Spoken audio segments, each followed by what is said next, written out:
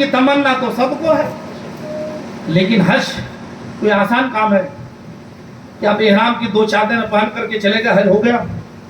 اگر ایسا ہوتا تو حدیثیں پڑھیے، بخاری، مسلم، ترمذی، نسائی، ابن ماجہ، کم سے کم کئی سو حدیثیں خالی حج کے بارے میں۔ تو اگر حج اتنا آسان ہو جاتا تو اتنی حدیثیں میرے آقا کیوں ارشاد فرماتے؟ اب لوگ سمجھتے ہیں کہ جب تک بوڑھا نہ ہو جائے تب تک حج کرنا ہی نہیں ہے، جوان ہے اگرچہ دولت مند حج نہیں کریں گے۔ ارے حج کرنا جوانوں ہی کا کام ہے، بوڑھے لوگ تو فرض ادا کر رہے ہیں، ورنہ حج تو جوان کا کام۔ کتنا چلنا پڑتا ہے ڈیلی؟ جو لوگ عمرہ کو گئے، حج کو گئے، انہیں معلوم ہے کتنی محنت ہے، مشقت ہے۔ بلکہ میرے آقا نے فرمایا کہ حج ایک جہاد ہے، جہاد بوڑھے نہیں کرتے، جوان کیا کرتے۔ ام المومنین عائشہ صدیقہ رضی اللہ تعالیٰ عنہ، میری ماں بہنیں سنیں کہ ان کا جہاد کیا ہے۔ اگر کسی طرح کی کوئی بات آ جائے تو جہاد کرنا ہوگا مردوں کو، عورتوں کو نہیں۔ تو حضرت عائشہ صدیقہ نے عرض کیا، حضور کیا عورتوں پر جہاد نہیں ہے؟ حضور جہاد کی تو بڑی فضیلت ہے، کیا عورتیں جہاد سے محروم ہیں؟ تو میرا آقا فرماتے ہیں عائشہ ہاں عورتوں کے لیے جہاد ہے۔ عرض کرتے ہیں حضور کون سا جہاد؟ تو میرے آقا ارشاد فرماتے ہیں عائشہ عورتوں کا جہاد حج کرنا ہے، عورتوں کا جہاد حج کرنا ہے۔ اس لیے اگر کسی ماں بہن پر حج فرض ہو جائے تو انہیں حج کر لینا چاہیے، کیونکہ عورتوں کے لیے ڈبل ثواب ہے، ایک حج کا ثواب، ایک جہاد کا ثواب۔ ہماری ماں بہنیں شوق کا اظہار نہیں کرتی۔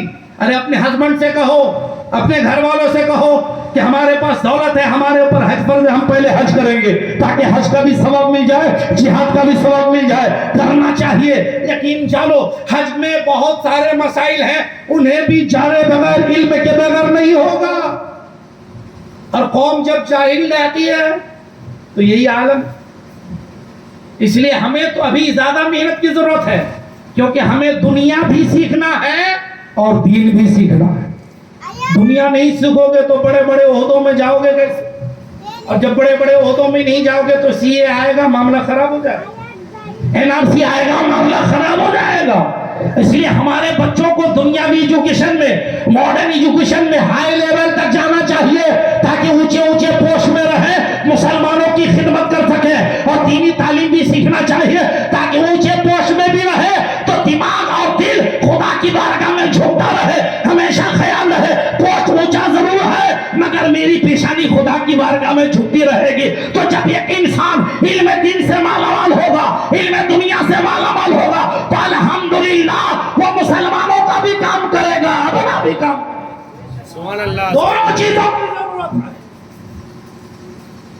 آج ہمیں بیداری ہر طرح سے۔ حالات کیسے ہندوستان کے دیکھ رہے ہیں آپ؟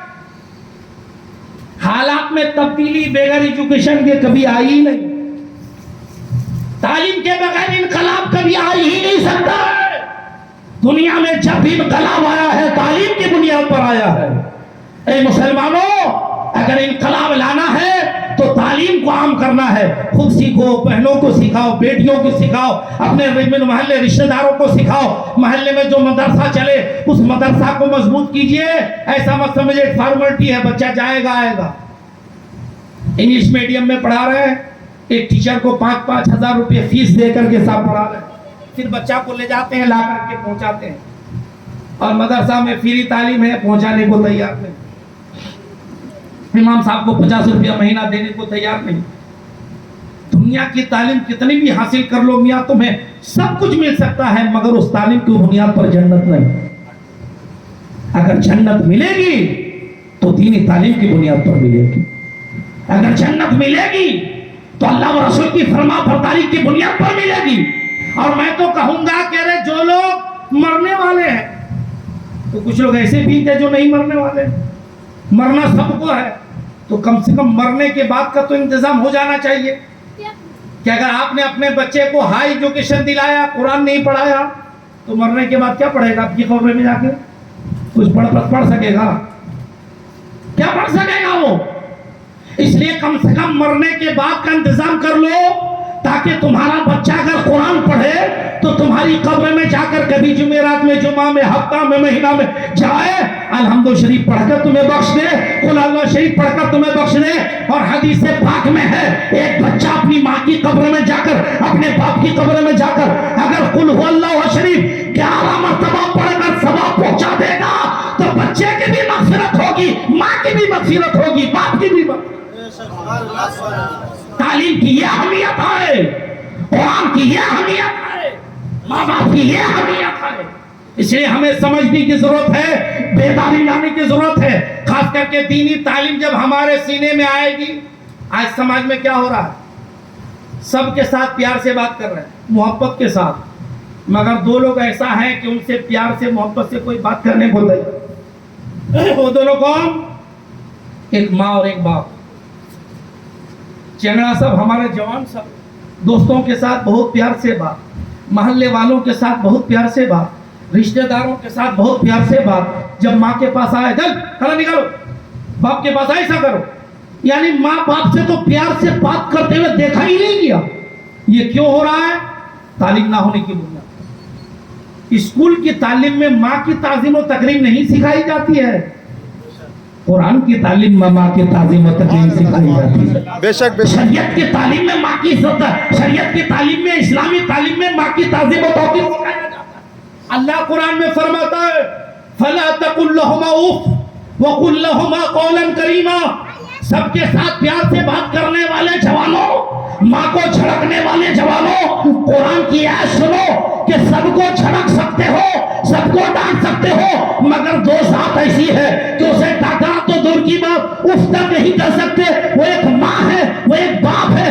اللہ قرآن میں فرماتا ہے فَلَا تَقُلْ لَهُمَا اُفٍّ۔ جب ماں بڑھاپے پر پہنچ جائے، جب باپ بڑھاپے پر پہنچ جائے تو انہیں اف نہ کہنا، انہیں جھڑکنا نہیں، انہیں ڈانٹنا نہیں، پھر کیا کرنا؟ قرآن فرماتا ہے وَقُلْ لَهُمَا قَوْلًا كَرِيمًا۔ جب بھی ماں کے ساتھ بات کرو، جب بھی باپ کے ساتھ بات کرو، پیار سے بات کرو، محبت سے بات کرو، تعظیم سے بات کرو، احترام سے بات کرو۔ اگر ایسا کرو گے تو جنت تمہاری مشتاق ہے، اور اگر تم نے ماں کو جھڑکا، ماں کو ناراض کیا، ماں کو ڈانٹا، ماں کا دل توڑا، باپ کو تکلیف دی، باپ کی شان میں گستاخی کی، تو جنت نہیں جہنم انتظار کر رہا ہے۔ کیا میں تمہیں مزہ چکھا دو، اور میں تمہیں مزہ چکھا دو۔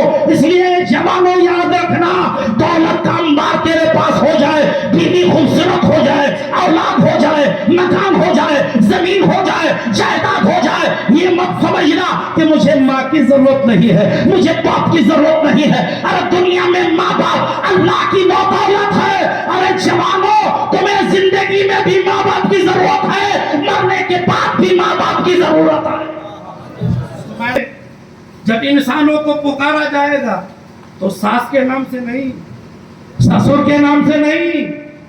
ہمارے معاشرے میں ایک عجیب رجحان ہے، ساس سسر کی عزت تو بڑھ گئی، ماں باپ کی گھٹ گئی، عجیب الٹی گاڑی چل گئی۔ ارے ساس سسر بھی ماں کے درجے میں ہے، ان کی عزت کرنا ہی چاہیے، لیکن ان سے زیادہ رتبہ تیرے حق میں تیری ماں کا ہے، تیرے حق میں تیرے باپ کا ہے۔ اللہ کے نبی نے فرمایا مردوں پر سب سے بڑا حق اس کی ماں کا ہے، اور عورتوں پر سب سے بڑا حق اس کے شوہر کا ہے۔ اب دونوں معاملہ پلٹ گیا، دونوں پلٹ گئے۔ مرد تو پلٹے ہی پلٹے، اور عورتوں کی فطرت یہ ہے شادی ہو جائے بوڑھی کیوں نہ ہو جائے، ان کو سب کا خیال ہے، اگر خیال نہیں ہے تو شوہر بیچارہ کیا کما رہا ہے۔ لاک ڈاؤن کے بعد روزگار کے حالات کتنے خطرناک ہو گئے، کس طرح کما کے لا رہا ہے، کیسے لا رہا ہے، وہ ایک شوہر جانتا ہے۔ مگر عورت ہے، بیچارہ آیا ڈانٹ پٹکر شروع، بیچارہ آیا آرڈر دینا شروع، بیچارہ آیا حکم دینا شروع۔ عجیب معاملہ ہے۔ قرآن تو فرماتا ہے کہ الرجال قوامون علی النساء، اللہ نے مردوں کو عورتوں پر حاکم بنایا ہے۔ اب یہ بیچارے ہمارے مرد حضرات بھیگی بلی بنے بیٹھے رہتے ہیں، بیوی آرڈر چلاتی رہتی ہے، ایسا کرو ویسا کرو، ایسا کرو ویسا کرو، ایسا نہ کرو۔ میں یہ نہیں کہتا کہ آپ بیوی کے حق میں ظالم بن جائیے، نہیں، بیوی آپ کا حق ادا کرے، آپ بیوی کا حق ادا کریں۔ آپ کو اللہ نے حاکم بنایا ہے، حکم آپ کا چلنا چاہیے، بیوی کا نہیں چلنا چاہیے۔ ہاں اگر کوئی جائز بات بیوی کہے تو اسے بھی ماننا چاہیے۔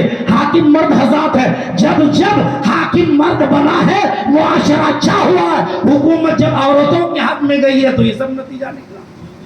बूढ़ी भी हो जाए औरत, उसका सारा रुझान अपने भाई की तरफ, अपने बाप की तरफ, अपने माँ की तरफ। मैं ये नहीं कहता कि भाई कोई औरत अपने माँ बाप से दुश्मनी कर ले, लेकिन ये औरत तुझे ये जानना चाहिए कि शादी के बाद तुझ पर सबसे पहला हक तेरे बाप से भी पहले, तेरी माँ से भी पहले तेरे शौहर का।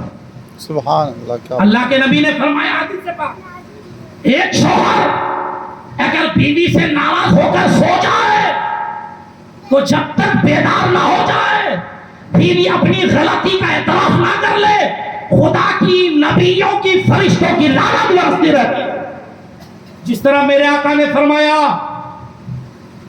कि जिन बच्चों से माँ बाप नाराज हो जाए वो बच्चे कभी जन्नत में नहीं जा सकते, अगरचे नमाजें पढ़ता हो, अगरचे हज करता हो, अगरचे रोजा रखता हो, आमाल का पहाड़ उसके पास मौजूद हो, मगर खुदा नाराज, मगर माँ नाराज रहे, बाप नाराज रहे, तो अल्लाह के नबी फरमाते हैं जिस बच्चे से माँ नाराज हो, जिस बच्चे से बाप नाराज हो, जन्नत तो दूर की बात, जन्नत की खुशबू भी नहीं पाएगा। जबकि जन्नत की खुशबू का ये आलम है कि 1000 साल दूर से भी जन्नत की खुशबू का एहसास हो जाता है। तो इसलिए जवान हो, जिस तरह तुम माँ को राजी किए बगैर, बाप को राजी किए बगैर जन्नत नहीं पा सकते, इसी तरह मेरी माँ बहनें अपने शौहर को राजी किए बगैर कभी जन्नत में नहीं जा सकती। और मेरे आका ने हदीस पाक में फरमाया, औरत का इंतकाल हो जाए, इस हाल में उसका शौहर उससे राजी है, कहते मैं अपनी बीवी से राजी हूँ, मैं अपनी वाइफ से राजी हूँ, तो हदीस पाक है उस औरत को जन्नत से कोई नहीं रोक। सुभान अल्लाह, सुभान अल्लाह। तो इन बच्चों तुम्हारी जन्नत डिपेंड है तुम्हारे माँ बाप पर, और ऐ औरतों तुम्हारी जन्नत डिपेंड है तुम्हारे शौहर। इसलिए अगर खानदान को बेहतर बनाना है, मुआशरे को बेहतर बनाना है, तो हर रिश्तेदार को उसका हक देना चाहिए। जब हम लोग हक तलफी करते बात खराब हो। सास ससुर का जो हक है देना चाहिए, माँ बाप का जो हक है देना चाहिए, साला इन लोगों का जो हक है देना चाहिए, और इधर बाप के घर में, शौहर के घर में, शौहर के भाइयों का, उनकी बहनों का जो हक है देना चाहिए। जब यहाँ सा मामला खराब होता है, औरत चाहती है खाली हम अपने घर वालों को देखें, बात खराब। मर्द चाहता है खाली हम अपने घर वालों को देखें, बात खराब। झगड़ा यही से शुरू होता है ना।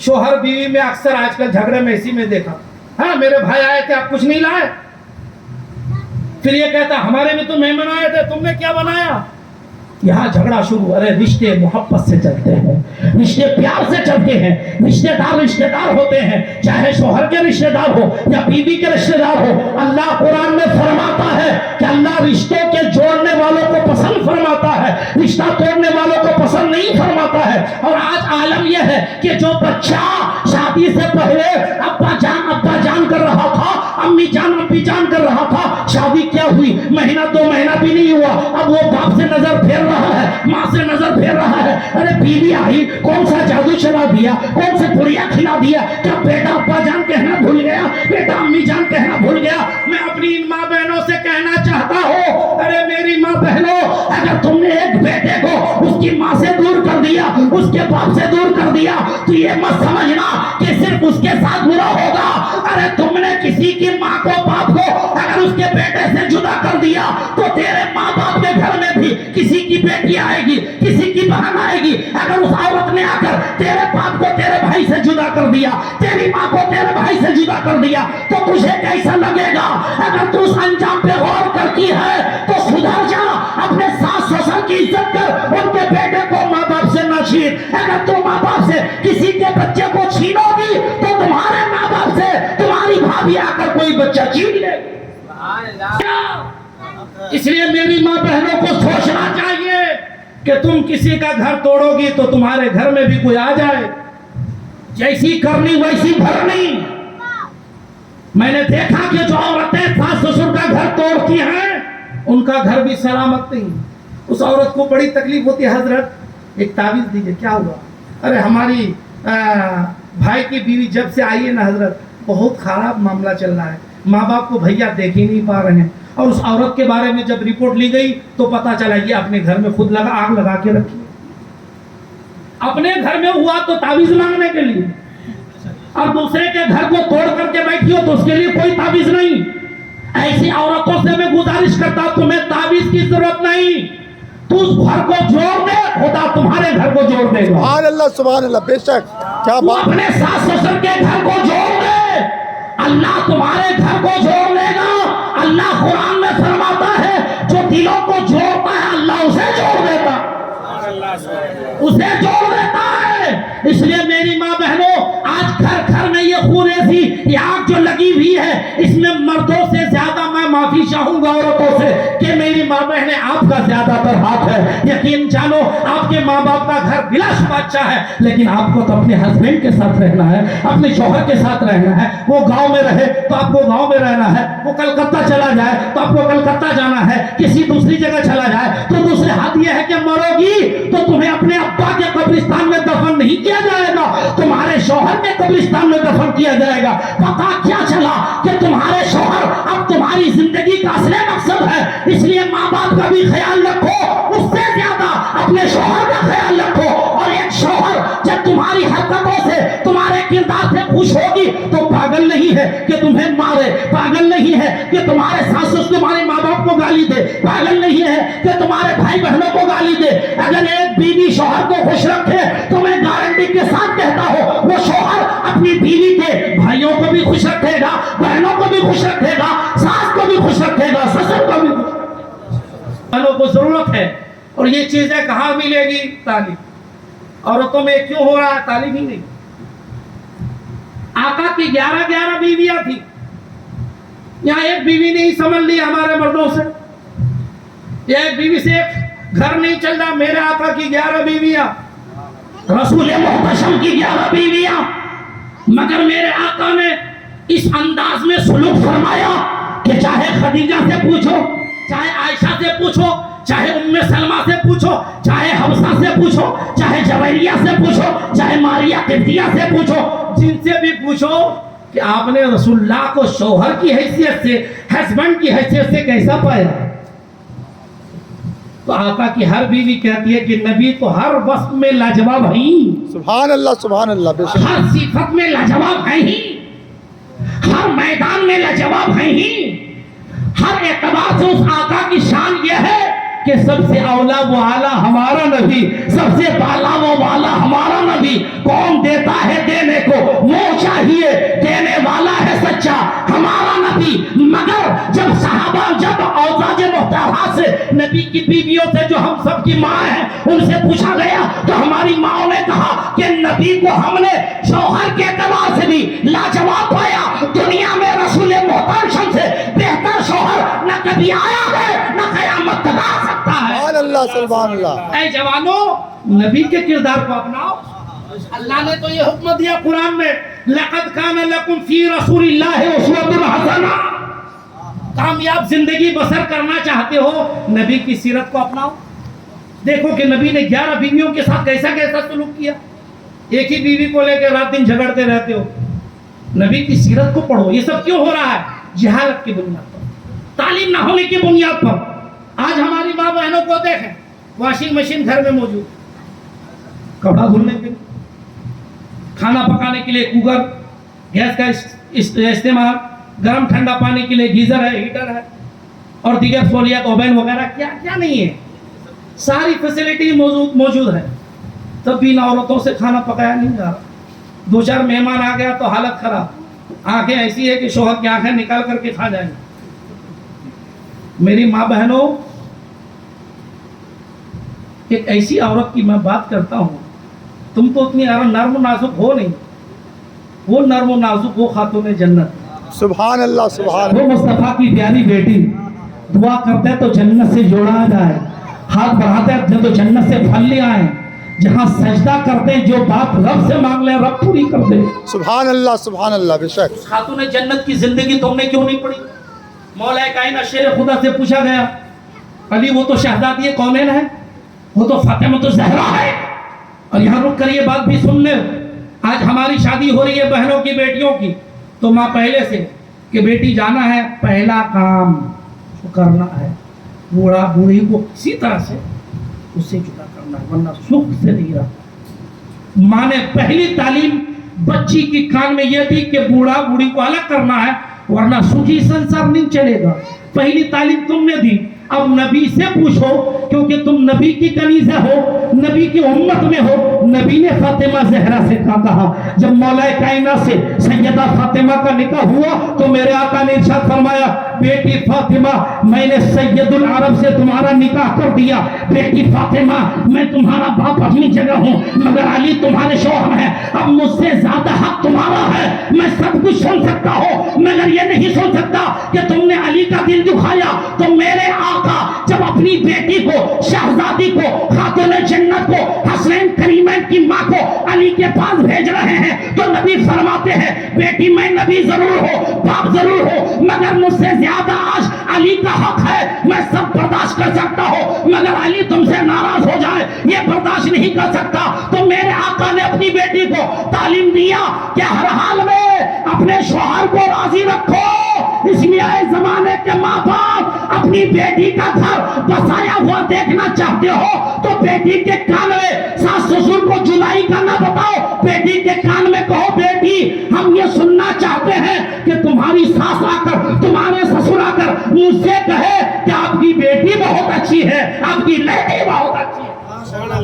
مولا کائنات سے پوچھا گیا, علی آپ کی شادی تو خاتون جنت سے, کام کاج میں کوئی تکلیف؟ تو حضرت علی فرماتے ہیں الحمدللہ وہ خاتون جنت ہے, نبی کی شہزادی, اس کے بعد بھی آج تک مجھے کسی کام کے بارے میں کہنا نہیں پڑا کہ فاطمہ یہ کرو یا فاطمہ یہ نہ کرو. جو میری ضروریات تھی کہنے سے پہلے فاطمہ پورا کر دیا کرتی. اور وہ فاطمہ, یہاں تو کام کاج ہو گیا, شوہر نے کیا نماز بھی پڑھ لو, پھر دیکھو عالم, بندوق ملے تو گولی مار دے, دن بھر اتنا کام الٹا نماز پڑھو. سیدہ فاطمہ کے کردار کو دیکھو, ہاتھوں سے کپڑا دھلنا ہے, خود کھانا پکانا ہے, حسنین کریمین کی تعلیم و تربیت کرنا ہے. مگر روایتوں میں آیا ہے ان سب کے باوجود زندگی بھر میں کبھی سیدہ فاطمہ کی کوئی نماز قضا ہی نہ ہوئی, کوئی نماز وقت سے بے وقت ہوئی نہیں. اے مار بہنوں بہانے نہ بناؤ, تمہاری قبر میں تمہارا شوہر نہیں جائے گا, تمہارا باپ نہیں جائے گا, تمہاری ماں نہیں جائے گی. میری بہن تم مرو گی, میری بیٹی تم مرو گی, میری ماں تم مرو گی, تمہاری قبر میں تم ہی رہو گی, تم سے ہی پوچھا جائے گا. اس لیے ادھر ادھر کی باتوں میں نہ جاؤ, گھر کا بھی کام کرو, تھوڑا سا ٹائم نکالو, نماز پڑھو تاکہ اس کام سے تمہارا شوہر خوش ہو جائے اور نماز سے تمہارا رب خوش ہو جائے. سبحان اللہ سبحان اللہ, بے شک بے شک. اور یہ سب چیزیں کہاں سے آئے گی؟ تعلیم سے, دینی تعلیم سے. سیرت سیدہ فاطمہ آپ جب پڑھائیں گے نہیں اپنی بیٹیوں کو کیا معلوم, انہیں پردے کی کیا اہمیت معلوم ہے, انہیں شرم و حیا کی اہمیت کا کیا پتہ چلے گا. یقین جانو مسلمانوں, ضرورت اس بات کی ہے کہ اپنی بہنوں کو, بیٹیوں کو پڑھائیں, پردے کا پابند بنائیں, ماں باپ کی خدمت کریں. ہرگز ہرگز عمرہ کی بات آئی, ماں باپ کا حق گالی گلوچ دے کر ادا ہوگا. ایک صاحب دور دراز سے تابعین کے زمانے میں اپنے گھر سے چلا, اپنی بوڑھی ماں کو, والدہ کو اپنے کاندھے میں بٹھا کر خانہ کعبہ کے حج کے لیے چلا. بس آخری باتیں ہیں, آپ حضرات صاحب ادھر کے رہنے والے ہیں, نیند شاید جلدی آ جاتی ہوگی. ہمارے شبیر بھائی بتائیں یہاں کے لوگ جلدی سو جاتے ہیں, لیکن الحمدللہ میں تو سارے چہروں کو دیکھ رہا ہوں کہ سب چہرے بیدار ہیں, کیونکہ ان تک اللہ و رسول کی باتیں پہنچ رہی ہے, سیرت مصطفیٰ جان راحت پہنچ رہی ہے.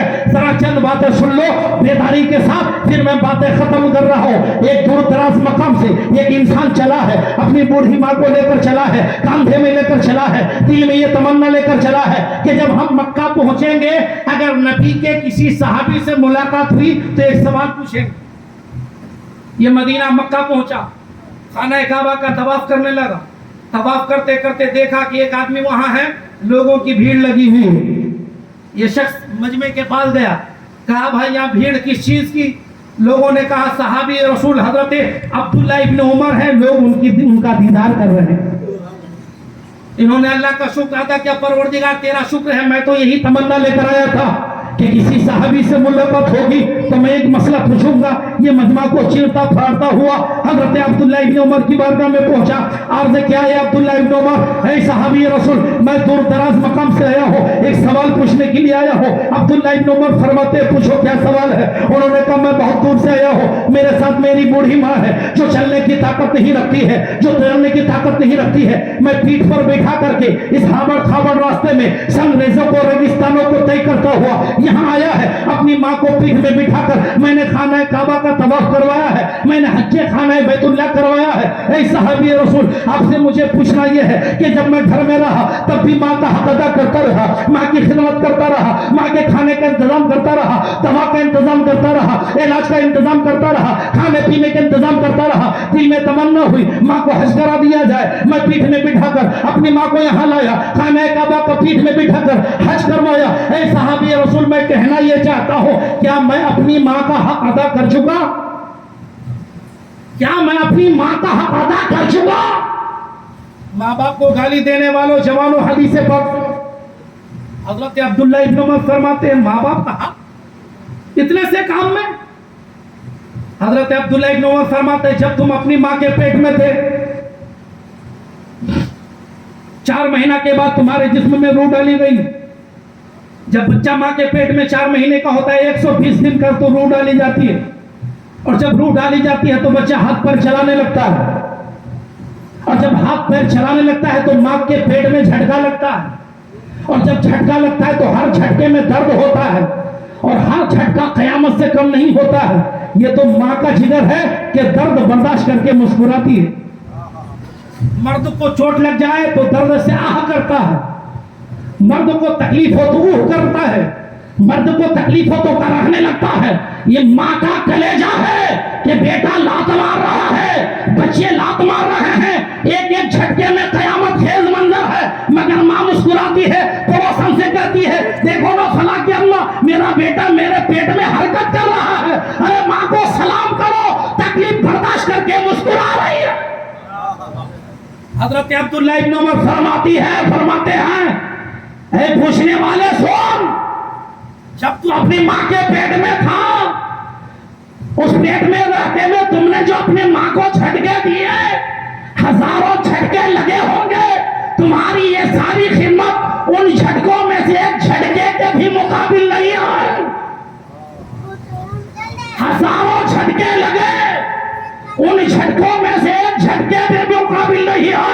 تم حق کی ادائیگی کی بات کرتے ہو، اس حدیث پاک سے جوانوں ماں کی عظمت کا اندازہ کرو، کہاں ماں کی خدمت کرنا اور پیٹھ میں لاد کر حج کرانا، تب بھی یہ جھٹکے کا حق ادا نہ ہو تو تم گالی دے کر حق ادا کرنا چاہتے ہو، جھڑک کر حق ادا کرنا چاہتے ہو، اور مار پیٹ کر کے حق ادا کرنا چاہتے ہو۔ نہیں جوانوں، تمہاری زندگی تباہ ہو جائے گی، تمہاری زندگی اجیرن ہو جائے گی۔ میں نے ایسے جوانوں کو دیکھا ہے جس نے بیوی کے چکر میں آ کر، اولاد کے پھیرے میں آ کر ماں کو بھلا دیا، باپ کو بھلا دیا۔ ایک زمانہ آیا ہے کہ روتا بلکتا ہوا کسی مولوی کے پاس گیا ہے، کسی بابا کے پاس گیا ہے، کسی فقیر کے پاس گیا ہے، کسی مزار میں گیا ہے، اپنی بیوی کے لیے، بچوں کے لیے دعا کرتا نظر آیا ہے۔ یقین جانو جوانوں، جب تک ماں راضی نہیں، باپ راضی نہیں، نہ تمہیں دنیا میں سکون مل سکتا ہے، نہ آخرت میں سکون مل سکتا ہے۔ اگر زندگی کو بہتر بنانا ہے تو ماں کو راضی کر لو، باپ کو راضی کر لو۔ ماں راضی ہوگی، باپ راضی ہوگا، خدا راضی ہوگا، رسول خدا راضی ہوگا۔ اس لیے ہمیں ضرورت ہے کہ والدین کی قدر و قیمت کو پہچانیں، بیوی کا بھی حق ادا کریں، اولاد کا بھی حق ادا کریں، ماں باپ کا بھی حق ادا کریں۔ سب کے الگ الگ حقوق ہیں، حق ادا کیجیے۔ اپنی بہن کو، اپنی ماں کو، اپنے باپ کو لے جائیے، حج کرائیے، عمرہ کرائیے۔ حج و عمرہ کرا دیں گے تو میں نے شروع ہی میں کہا وہاں جنت ہے اور ساتھ میں جنت لے جا رہے ہو تو کیا بات ہوگی میاں؟ اگر مسجد نبوی میں جا کر روضۃ من ریاض الجنہ میں نماز پڑھنے کا موقع مل جائے، وہ کون سی جگہ ہے؟ وہ جگہ ہے جہاں میرے آقا نماز کے لیے آتے جاتے تھے۔ تو اپنے نبی کی عظمت سنو کہ جس جگہ سے میرے آقا آئے جائیں، جہاں نبی کا تلوہ پڑے، جہاں نبی کا قدم پڑے، میرے آقا فرماتے ہیں یہ دنیا ہی میں جنت ہے۔